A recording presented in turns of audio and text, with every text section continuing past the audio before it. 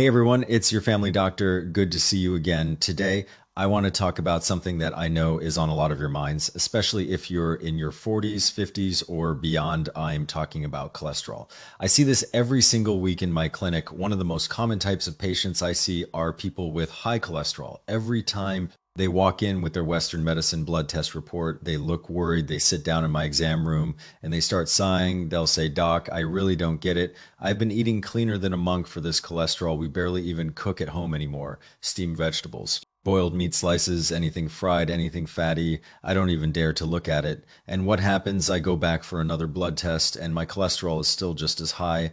I usually smile, set the report aside, and ask them a few questions back. I'll say, eating light is great. I'm glad you're doing that. But let me ask you, how are you sleeping? Are you lying in bed, tossing and turning, your mind still racing about what happened during the day? Do you get tired easily? Like you haven't really done much, but by afternoon you're yawning nonstop. Do you often feel irritable, like there's a tightness in your chest? Almost like there's a knot of stuck energy that just won't go up or down. When I ask these questions, my patients usually freeze for a second and then they start nodding like they've finally found someone who understands. They say, "Yes, yes, exactly. Doc, how did you know? That's me. I can't sleep. I'm tired all the time and I can't control my temper." Let me tell you something. Cholesterol in a Western medicine lab report, it's a number, but from a traditional perspective, it's a phenomenon, it's a sign, and that sign, it actually has very little to do with whether you eat oil or whether you eat light. I know that sounds surprising, but hear me out. I often share this concept. Traditional medicine looks at the whole picture.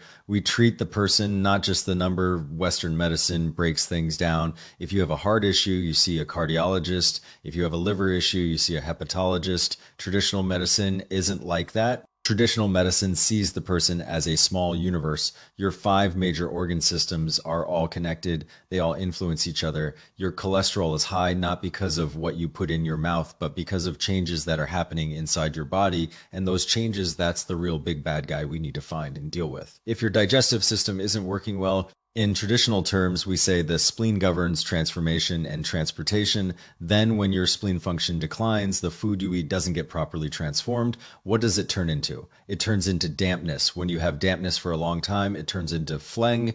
And I'm not talking about the kind you cough up from your throat. I'm talking about thick, sticky waste inside your body. Now, if your liver system isn't working well, we say the liver governs smoothing and discharging, and you're often angry, stressed, or under pressure. Your liver energy gets stuck. Your liver can't do its smoothing job, and your body's energy flow gets disordered. Think about it. Your body is like a river that's supposed to flow. Now your spleen is weak, so the water in the river turns into mud and your liver is stuck. So the river channel is blocked. That mud gets stuck in the riverbed, piling up more and more, and that's exactly what those thick, sticky substances in your blood are. So of course, your cholesterol goes up.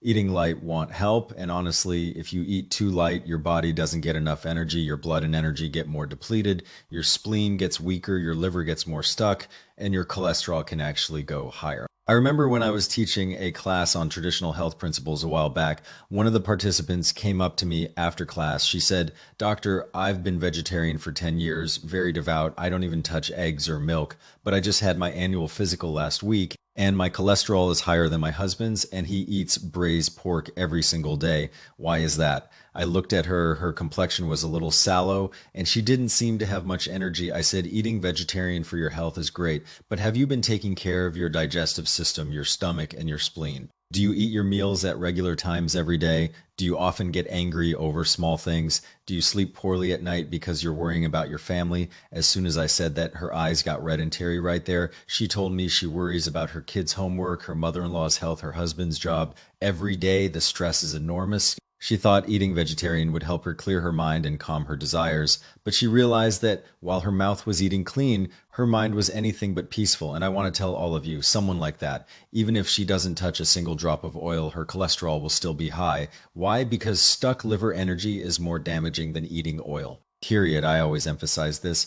Cholesterol is not a bad thing. Our bodies need it. Without cholesterol, women wouldn't have their menstrual cycles. Men wouldn't have their vitality. Without cholesterol, kids wouldn't grow properly and seniors' bones would become brittle. Cholesterol is the foundation for our hormones. It's a key component of our cell membranes. Our bodies need it. So why does it become excessive? Let me use another analogy. It's like a river. Too much water isn't the problem. Typhoons bring too much water. The real problem is when the water can't flow. When water stagnates, it starts to stink and it turns into a swamp. So what we need to look at isn't how much cholesterol is in your blood. We need to look at how well the water in your body is flowing, your energy and blood circulation, your digestive transformation, your liver's smoothing and discharging. Is all of that moving smoothly? I had an elderly patient in my clinic. She was in her 70s. She ate steak 3 meals a day, drank whole milk, ate cheese. She told me she really enjoyed her food, but her blood test results came back normal lipids, normal blood pressure.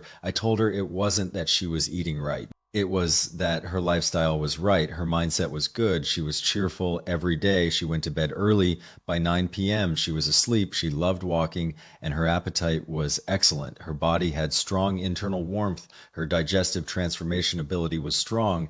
Whatever she ate, her body had the ability to metabolize it. On the other hand, I see some people in their 30s who eat lighter than a bird. They only boil their vegetables. They look at oil like it's poison, but when they get tested, their cholesterol, triglycerides, and blood sugar are all off the charts. Why you're afraid of oil? What you really should be afraid of is the stuck, stagnant energy inside your body. From a traditional medicine perspective, high cholesterol is never just high lipids and we're done. We have to differentiate and treat based on the underlying pattern. We have to find out exactly where your body is out of balance. In my clinical experience, it comes down to three main causes. The first and the most common is what we call spleen deficiency with dampness phlegm.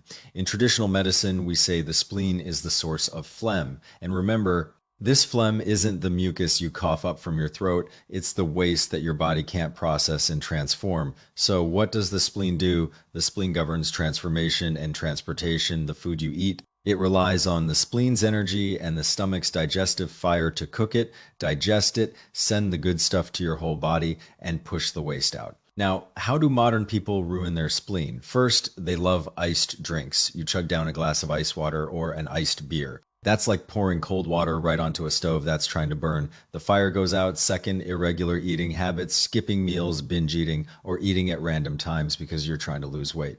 Third, overthinking and worrying. Traditional medicine says excessive thinking damages the spleen. You're constantly worrying about work, about your kids, about everything. Your energy gets stuck and your spleen can't do its job properly. When the spleen is weak, its transformation ability declines. The food you eat can't be properly broken down. The good stuff becomes half-finished products. That's dampness over time. Dampness becomes thick, sticky phlegm dampness, and that phlegm dampness is exactly the garbage in your bloodstream. It clogs your blood vessels. It stagnates in your liver and gallbladder, and your cholesterol goes up. So if you want to lower your cholesterol, what you really need to do is strengthen your spleen and clear dampness, not just obsess over every gram of fat in your diet. When your spleen function improves, your body will naturally have the ability to clean up that garbage by itself. The second cause is what I just mentioned, stuck liver energy. Traditional medicine says the liver governs smoothing and discharging. Smoothing and discharging means moving and releasing. Your liver is like the traffic cop in your body.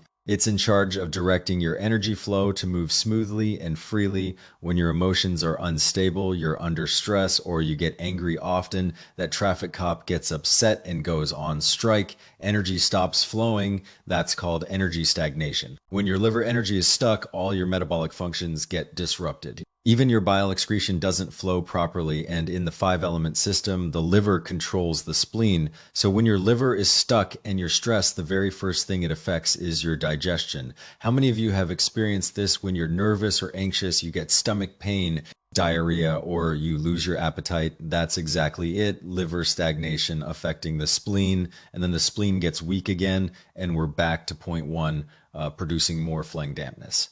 It's a vicious cycle. So some people on the surface have high cholesterol, but underneath, the real issue is stuck liver energy. These people often have a short temper, unstable emotions, irritability, chest tightness, sighing, a pale or greenish complexion, poor sleep, vivid dreams for women. There might also be breast tenderness and irregular periods. If you don't unblock that liver energy first, no matter what cholesterol medication you take, your cholesterol won't come down. And even if the number goes down, it's not real, it's artificial. The third cause is depleted kidney energy. There's another group of people who look healthy on the outside. They eat light, their daily routine seems normal, but their body still has a lot of dampness and they feel cold. Most of these people have what we call spleen and kidney yang deficiency. What is the kidney? The kidney is your innate foundation. It's your body's engine, your boiler. The spleen is your acquired foundation. It's your pot for cooking.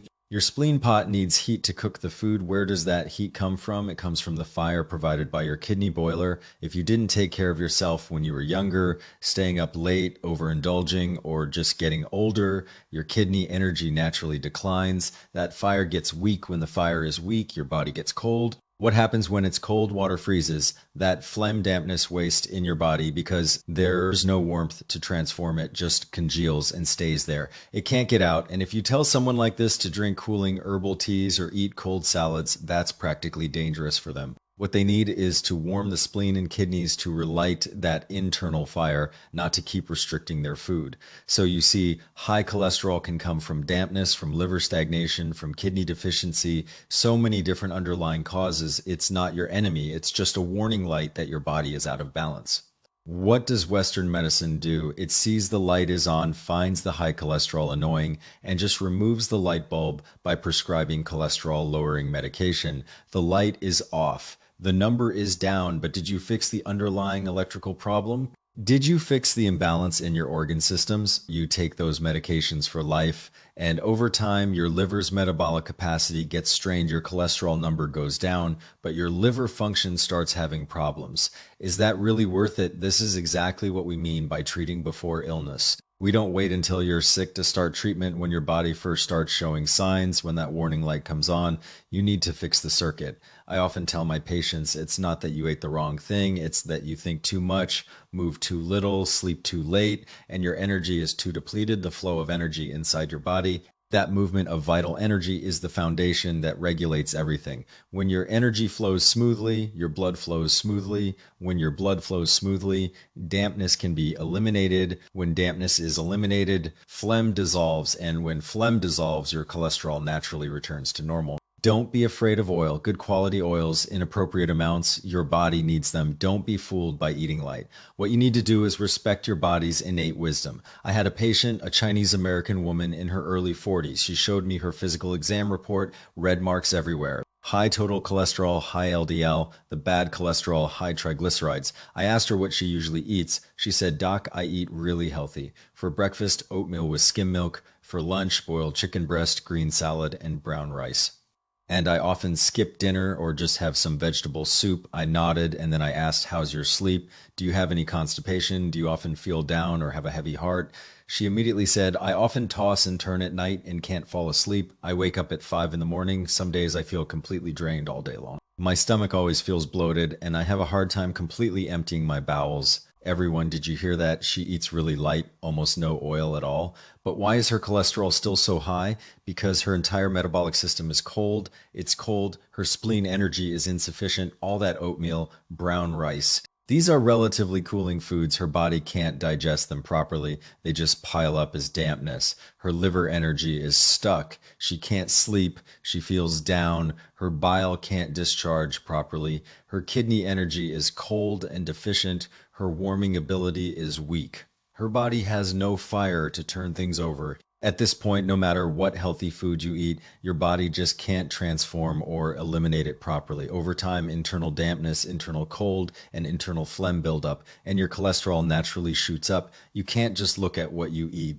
You have to look at whether your body has the capacity to process that food. This is exactly what traditional medicine means when it says the spleen and stomach are the acquired foundation. Modern people love to follow nutritional science, high fiber, low-fat, plant-based protein. But have you ever thought about whether your stomach and spleen can actually digest those things? Does your body have the internal fire to turn them over? Traditional medicine says the spleen governs transformation. If that transformation function is broken, it's like a washing machine that won't spin. No matter how much detergent you add, no matter how many supplements you take, the clothes won't get clean. In fact, they'll get dirtier. The dampness and phlegm just keep piling up. I told that patient, you didn't eat the wrong food. You ate the wrong kind of food for your body right now. Your body is cold right now. You should be eating warming, nourishing things. I asked her to stop the oatmeal for breakfast. Instead, cook millet porridge with some ginger slices and red dates for lunch. Skip the salad, eat some lightly stir-fried vegetables, and drink some warm chicken broth. In the evening, drink some red bean and barley water to help clear dampness.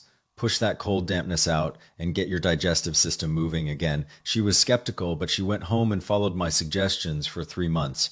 When she came back for her follow-up, her lab results had significantly improved. She had so much more energy too. As doctors, our job isn't to tell people to give up oil and meat. Our job is to teach people to understand their own bodies. Some people have a hot constitution and do well with more fruits and vegetables. Some people have a cold constitution and actually need some meat and warming foods to build their blood and energy. Otherwise, their immunity drops and they start having all kinds of problems. I've seen quite a few young women who, to lose weight, skip breakfast, eat only raw salads for lunch, and go to bed hungry at night. The result, not only does their cholesterol go up, their periods become irregular, their skin gets worse, their energy plummets, and they catch colds 4 or 5 times a year. Do they eat healthy from a nutrition science perspective? It might look like a standard diet, but from a traditional medicine perspective, this is a diet that completely goes against your body's natural needs.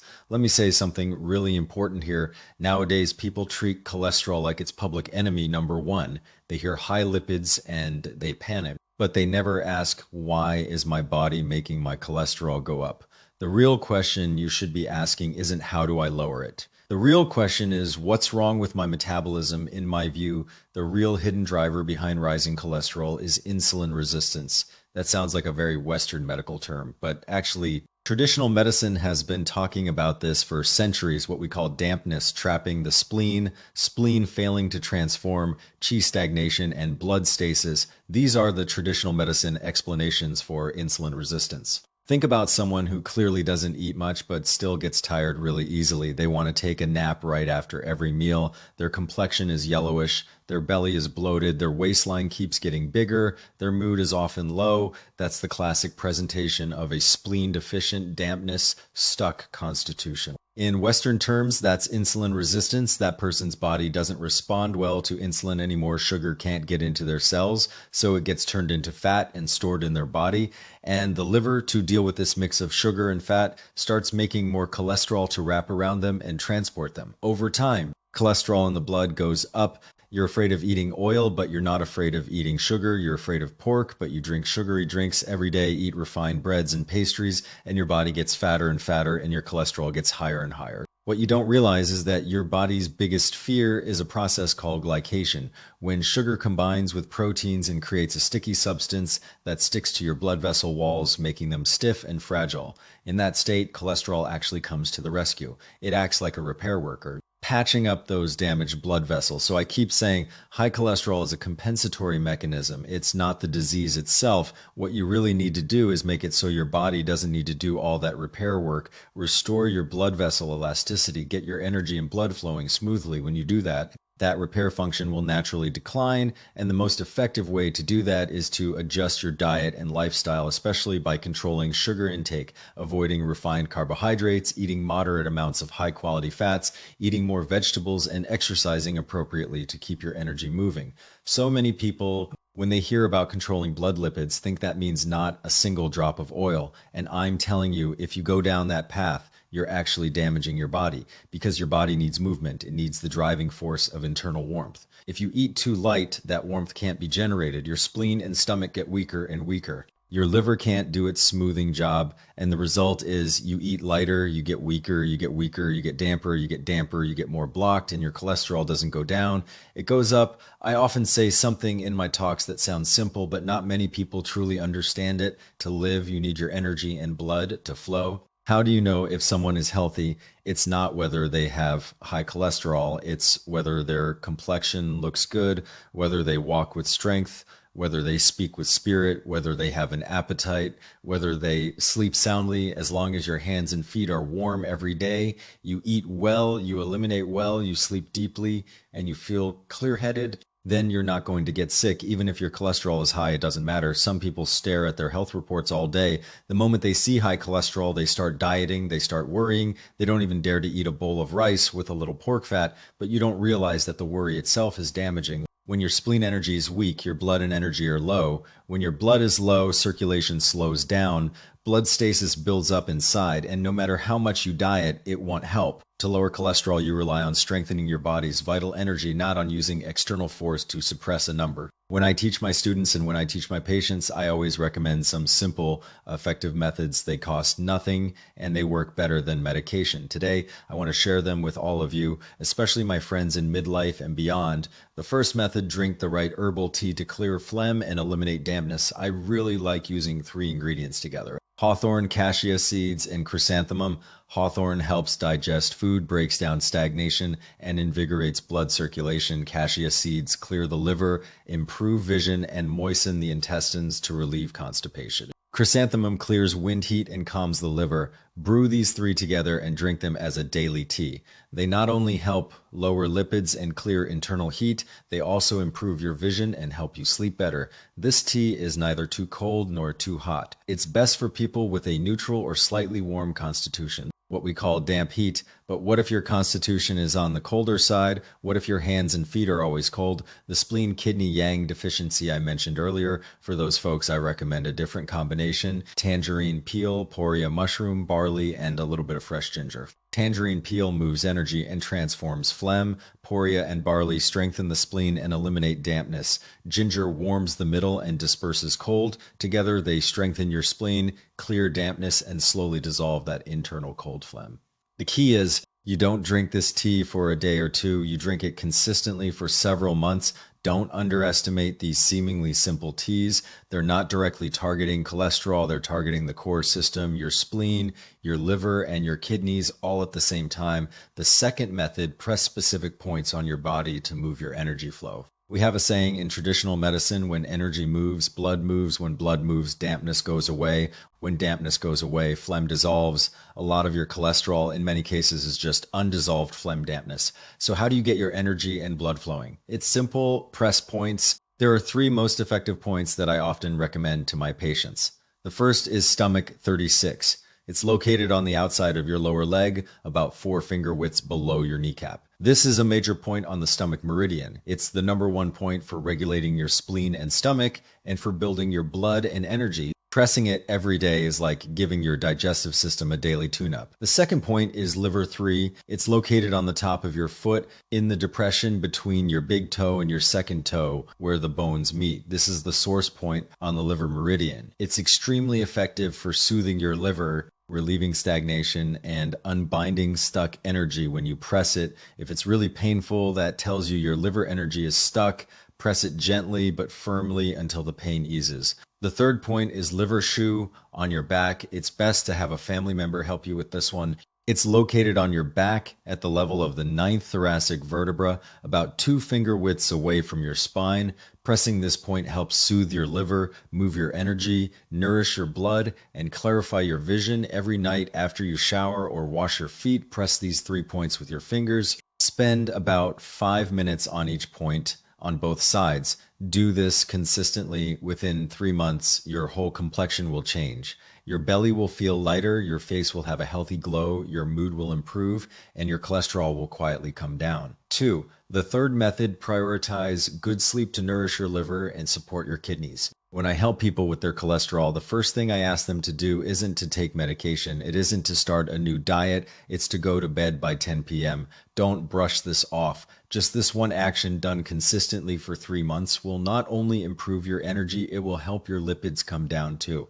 Why? Because your liver and gallbladder do their most important repair and detoxification work between 11 p.m. and 3 a.m., what traditional medicine calls the hours of the rat and the ox. If you're not sleeping during that window, they don't have the chance to repair themselves. Your liver's smoothing and discharging function declines, your detox function declines, toxins keep accumulating. Of course, you're going to get sick. Some people tell me, but I exercise during the day, so it's okay if I stay up late. I'm telling you, sleep is 100 times more important than exercise. Walking thousands of steps during the day is not as powerful as getting 6 solid hours of sleep at night. It's only when you're asleep that your body activates its real repair system. It's only when your internal warmth settles inward that your bile can flow smoothly and your fat metabolism can run properly. If you don't sleep, you're keeping your liver and gallbladder running all night long, working overtime. How can they ever find balance?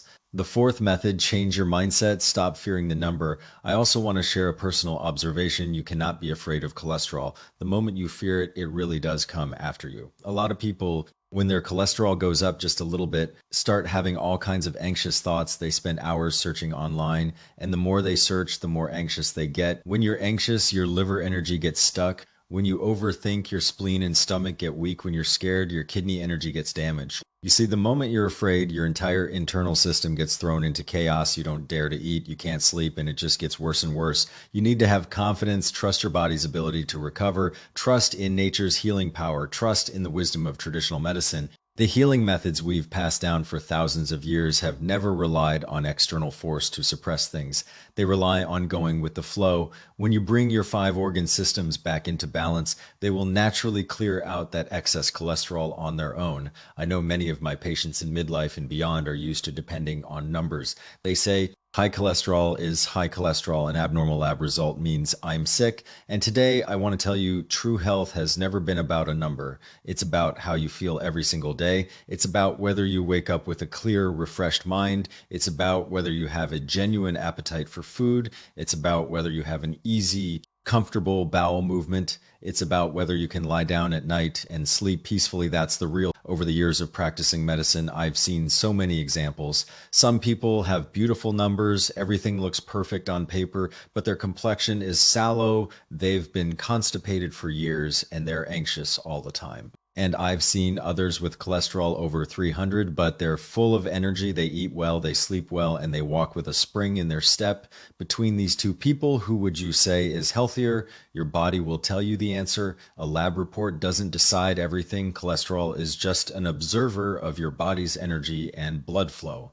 It's not the mastermind. It's not the criminal. When your spleen and stomach are weak, your liver energy is stuck, your kidney energy is depleted, and your channels are blocked with dampness and phlegm. Cholesterol will go up to remind you. It's saying, hey boss, you need to rest, you need to make some adjustments. When your energy and blood are flowing smoothly, when you sleep well, eat right, and feel emotionally balanced, it will naturally go back down. Traditional medicine talks about harmony between nature and the individual. The way you live determines the body you get. The more you live in sync with nature's rhythms, the more harmonious your 5 organ systems will be and the stronger your body will be. The more you go against those rhythms, staying up late, binge eating, emotional ups and downs, erratic schedules, the easier it is to get sick. So here's what I want to leave with all of you, especially my friends in midlife and beyond. Cholesterol is a signal. It is not a judgment. When you see that signal, you should take a step back and look at yourself. Ask yourself, have I been too anxious lately? Have I been eating things that are too cold? Have I been going to bed too late? Is my digestion weak? Have I been moving too little? As long as you take these issues one by one and adjust them back, that signal will naturally recede. It won't make a fuss. It won't fight you. You don't need medication to suppress it. What you need to do is use the wisdom passed down through generations, the wisdom of how to live, to gently nourish your body's innate abilities. That ability is something every single one of you was born with. If you trust it, it will work for you for the rest of your life. I hope everyone can live a long, healthy, happy life. We'll talk more about other health tips in our next video. And as always, this is for educational purposes only. Always consult your own doctor before making any changes to your diet, medications, or lifestyle. If you're dealing with any health concerns, please schedule a visit with your primary care doctor. I'm here to help you understand the science and the traditional wisdom, but I'm not here to replace your own physician's medical advice. Take care, everyone. I'll see you next time. Bye for now.